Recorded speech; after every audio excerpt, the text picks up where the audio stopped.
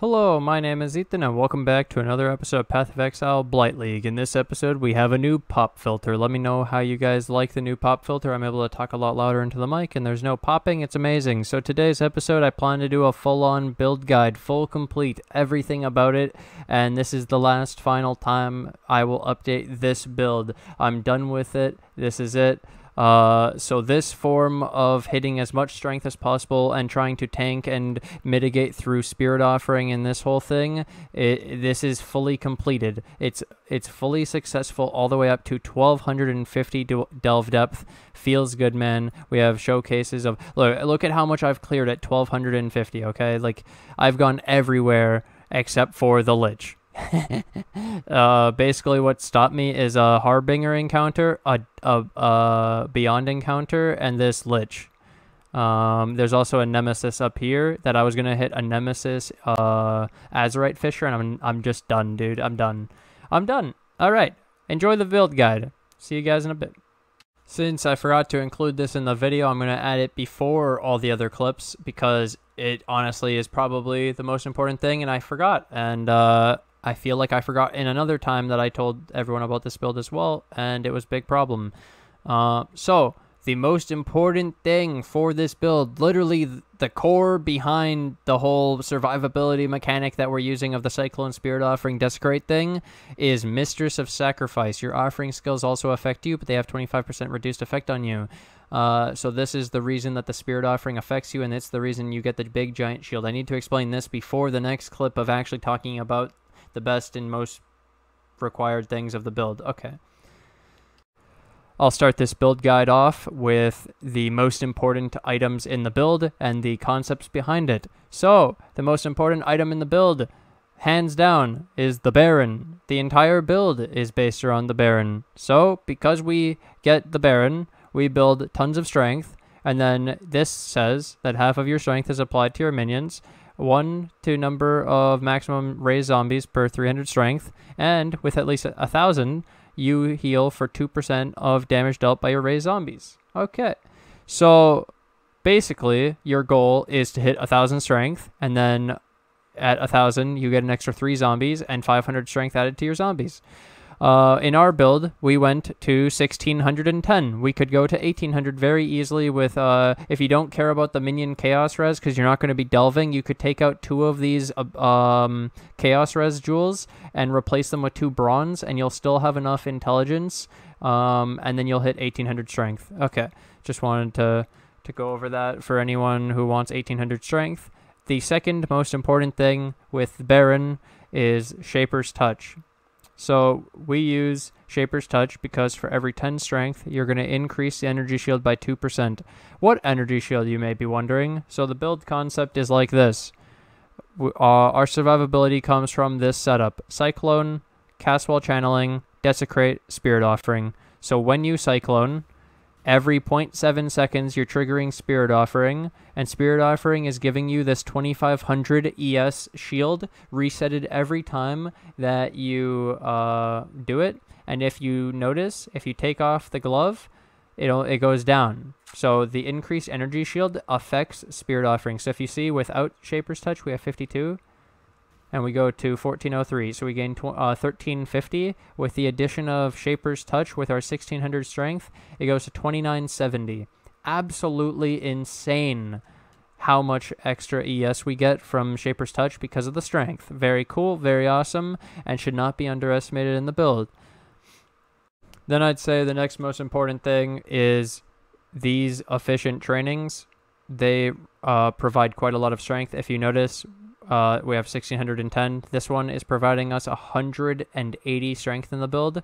This one is providing us 115 strength. They're very powerful jewels, and these should be one of the first things you look at along with the Shaper's Touch and the Baron. The next thing is, I have a video on the Lethal Pride Timeless Jewel. This Lethal Pride Timeless Jewel, I'll show you, 1610 takes us down to 1400. This is 209 strength. So obviously there are major components of the build that carry a majority of the weight. Then the less required but very useful is 12% increased attributes on a belt, 12% increased strength on a chest plate, and 12% increased attributes on the amulet. Okay, that's it. The rest is just add strength, reses, life, you know, move speed, the normal stuff. On the chest plate, it's just random extra health and stuff. It's all fine, but those are the main components: hitting 1,000 strength and all the ways to do it, including the biggest, most significant ways to add a ton of strength to the build. Now I'd like to mention that in the description below, I'll have a link to the leveling guide. So if you're wondering what order of the skill tree you should go in, I have a leveling guide for that because I don't think you should be using this skill tree to level up. The Pantheons we use are Soul of Lunaris and Soul of Shakari, because as a Necromancer, with this build, we don't take Chaos Inoculation because you need high life for Spirit Offering, because Spirit Offering provides 20% of your life as ES, which is how we're getting the big shield. And so if you use Chaos Inoculation, you'll lower your health to 1. Spirit Offering doesn't work. So you need some other ways to help prevent chaos damage, especially when deep delving. So 5% reduced chaos damage taken is really nice. 25% reduced chaos damage over time taken while on caustic ground, and we're immune to poison. If you didn't know, poison is chaos damage. The Lunaris is picked because in delving you'll always have a lot of monsters around you, so 8% physical damage reduction, 8% move speed. Then the 10% chance to avoid projectiles is really nice. 5% chance to dodge attack and spell hits if you've been hit recently. We're always hit in the mines. And then avoiding projectiles that have chained. You'll constantly be finding encounters that have chain. If you run Solaris, it's mostly for bossing. It's not very good for this. Arakali isn't really good. And Brine, you're not fighting Uber Elder.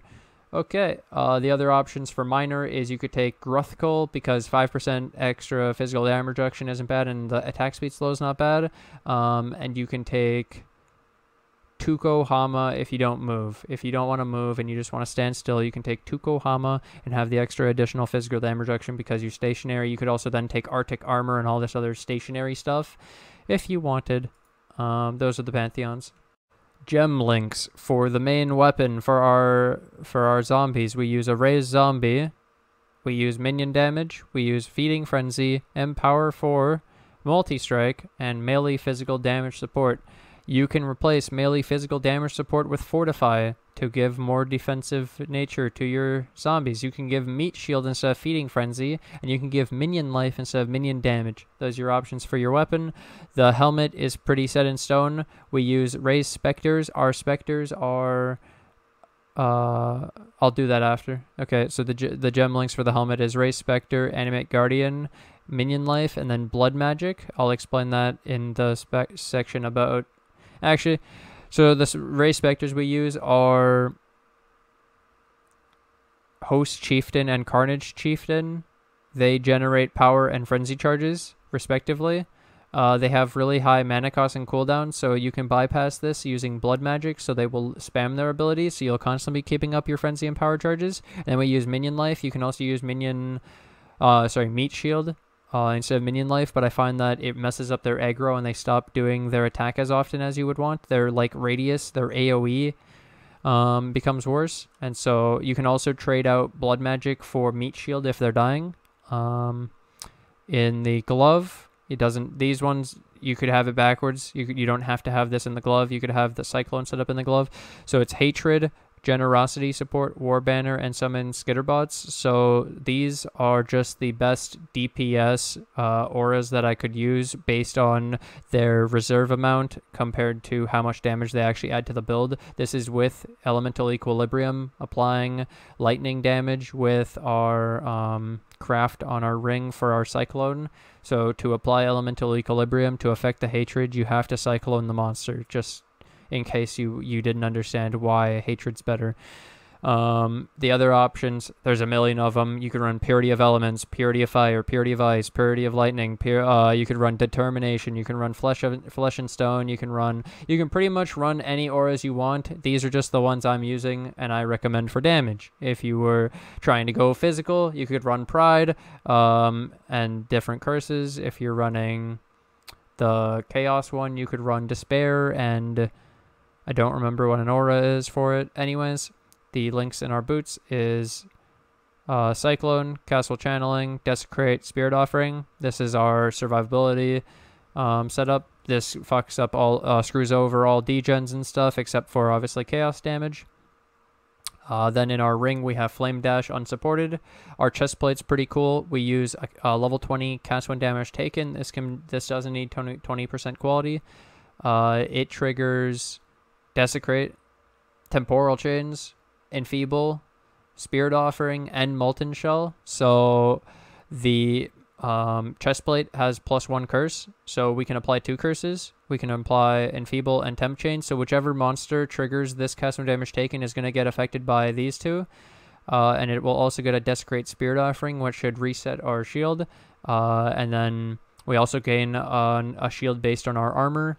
And then we can also use the Val version of this, and we have, when we go delving, we use Soul Ripper. So I explained a whole video about this too. Soul Ripper plus Discipline, but Soul Ripper plus Val Molten Shell makes it so basically your Val Molten Shell has no cooldown. It's really awesome, really broken. So you could have like infinite Molten Shell delving. Very powerful, very cool. So that's how we were doing that. We replaced the mana pot for Soul Ripper. Yeah, those are all the gem links. I have a separate video with all of the information about the Animate Guardian. If you need that, that'll be linked in the description below.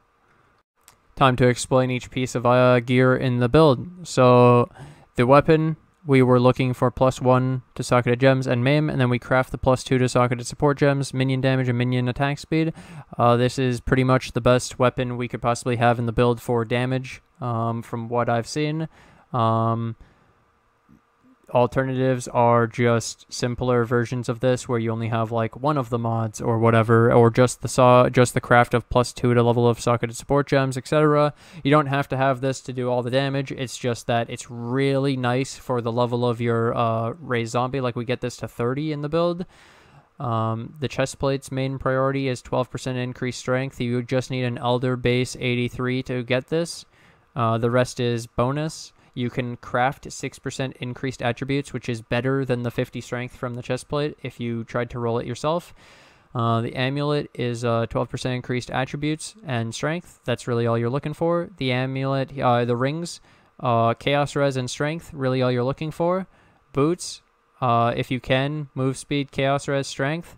Belt, chaos res, strength. It's like and increased attributes. It's like the same thing across the board. You're just trying to get increased attributes, increased strength, try to fix your reses. Again, if you're having trouble with reses in the build, just pull the SkitterBots, pull it off of generosity, put this on its own, and put purity of elements in the build. It'll help you cap reses. It doesn't matter. It's so easy. It's not that big of a deal. It's 20% more damage when you probably didn't even need the damage, to be honest. So that's one recommendation if you're having trouble capping your reses. I do recommend capping your chaos res if you plan on going delving though. The flasks in the build, I use an immune to bleed, increased charge recovery, Quicksilver flask. So this is how this will pretty much always be up, and it obviously makes mobility in the build amazing, and you're basically fully immune to bleeding to the point where I've never needed to get a corrupted blood jewel in the build, and I've never died to corrupted blood. Next thing, we have an immune to curse, recharge 5 when you take a critical strike, silver flask. This is pretty much always up too. It's really nice to have your movement stuff always up. Then this is our defensive stuff. We have the granite flask with increased armor. If you're wondering, some people go, why don't you use the other granite flask with block and spell block? Well, let me point it like this. When you click this granite flask, we go up to 75%. You click the other one, which gives 15% physical damage reduction, and we go up to 90. These two together are literally perfect in the build. The numbers are perfect. The other thing is it gains 1 charge when you're hit by an enemy, and we're always hit by enemies while delving, and we want this up all the time. So basically, this makes it so that this is a more reliable potion than the unique granite flask. It may be better, the other one, but this is up more and more reliable. Here we have immune to freeze and increased duration. This gives us increased physical damage reduction and reflects some of the melee physical damage back to the attackers. Very good flask, as I pointed out. Use those two to get to 90% from only 45. And then we use an Eternal Flask. This is for mapping. It makes us immune to curse and infinite mana for flame dash and stuff through non-regen maps. Very, very annoying maps. We also, I should point out, we have a We have a 17th zombie, my bad. It's because I took something off for a second. I think it was the jewels. I went under the strength requirement. And then I told you in Delving, we use the Soul Ripper instead of the Eternal Mana Flask because we want to always be using Molten Shells. And then now it's time to talk about the jewels I use. So I talked about this in the beginning, but I use 2 efficient trainings. They add ridiculous amounts of strength to the build. I use a Lethal Pride Timeless Jewel under Comb that I've explained a whole video about. It's either Comb, Kalova, or Rakiata. You have to get one of those. Mine gives me 5% increased strength, 5% increased strength, 1% regen, 20% armor, and 5% increased strength. I can get another 5% increased strength down here. I can get another 5% increased strength up here. It's a very powerful jewel, very insane. This adds 200 strength. This one adds like 140, and this one adds 115 or something. They're insane jewels that add so much strength to the build. And now these 5 Abyss jewels, 1, 2, 3, 4, 5, they all give me Chaos Res to cap the Chaos Res of my minions. They give me strength, life, blind. Minions have a chance to blind is very powerful. Minions have a chance to taunt is very powerful. And then just life and strength. So they're just generally good jewels for this build. Cover our stuff. You can also get as another instead of the strength, you could get resistance if you're missing reses. You can make changes to the skill tree all you want, like the armor stuff is removable. This one extra node here. This Faith and Steel isn't needed. And neither is Holy Dominion. It's only taken because of our Timeless Jewel. And we use this one node of Minion Life Leech because otherwise there's literally no leech for your minions unless you roll leech on one of the jewels. And then we get the minion regen from like here, here. There's a few nodes of regen at least where leech we had none. So now we have an aspect of leech in the build. Kill all the bandits. It's time to show the character through a map. So I'll roll a decent map. I won't care what it is. We'll just run it as is. So whatever we got, we got. I'll show you how I run maps. So let's say we just take our corrupted map and we put it in. And I'll show you how you can play the character and the speed at which it can go. You be the judge of if you like this or not. You can obviously go slower to full clear completely, but this is the feeling of the character.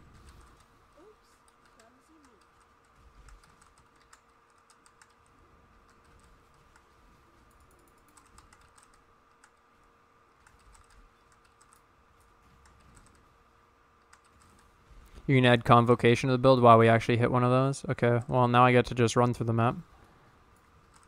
Or we could just Cyclone because I'm so fast. This kind of... whatever.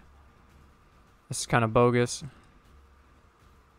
Unrealistic showcase. I got the move speed thing in... oh, shit. What the heck, dude? I was trying to show how fast the build is. What are the odds of... Build slow. It's slow.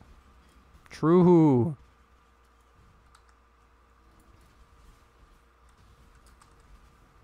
No, I've had slower builds though. This is it's very satisfying running by packs and having your following zombies kill everything. It's very fun. Sometimes it makes you have to loop back to go get the things you've passed though, and now to show the boss. So this is how I would do the boss. You pop all your stuff, and then you pop Val Molten Shell. You have a 12,000 shield. You can see I tanked it. And so that's the main thing about the build that I want to show. We tank the bosses, okay? We do. We tank bosses. It's fucking sick. I tried to show in the other video without doing anything. No Flasks, no nothing, just Cyclone. I almost can tank Uber Elder. Like, that's how insane the build is. Yeah, that's the build showcase. There you go. Just in case you haven't seen my other video as well, to run physical reflect maps as this build, because we only use zombies, I highly recommend looking into Triad Grip. Now, you can use any color Triad grip. They don't need to be white. It's just better. So if your gloves are like this, you could get 2 red, 1 green, 1 blue Triad grip, and that will convert the physical damage to 50% fire, 25% cold, and 25% lightning. Your zombies will no longer deal any physical damage, and they won't Phys reflect. So your zombies won't kill themselves anymore on those maps. That's a good tip, and that should help a lot. I hope you have enjoyed the full build guide, and I hope you enjoy the build. I've had a lot of feedback from a lot of people that they've loved the build. This is the best build they've ever played, that this is the thing that made them play Necromancer. They were going to quit this league, but then they saw this build and they just had to come back. Like, all this crazy, amazing stuff. So I hope you enjoy the build just as much as everyone else has. Subscribe if you guys are new. Make sure to hit that little bell to receive a little extra piece of notification so you guys can be notified of the next build I make and the next build updates of the next build. And then when I fully complete that build too, maybe you'll like that one too. If you like this one, you might like the next one and the one after that and the one next league, etc. Leave a comment what you guys think about the build altogether. And if you guys want, you can support the channel through the Patreon. So I'd like to thank my Patreon supporters. My Patreon supporters are White Wolf, Tridnex, Starscream. YouTube members are Garbar, Tridnex, White Wolf, Varkbone, Kirby, and Jun. Thank you guys so much for all the support, and you can support today too. I'll reinvest everything that you guys support with back into the channel to make upgrades, as you already see. We now have a pop filter. I actually have this thing to install into my computer as well. It's the fan. I will be installing that soon as well, and then turning up the microphone volume. I look forward to the improvements of the computer, and hope you guys have enjoyed, and I'll showcase the loot at the end of the video for this map. This is a T13 Orchid with 3 teal. Hope you guys enjoy. What the fuck?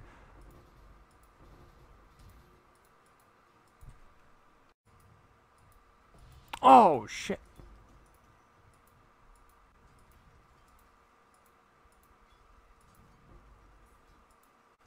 Bye.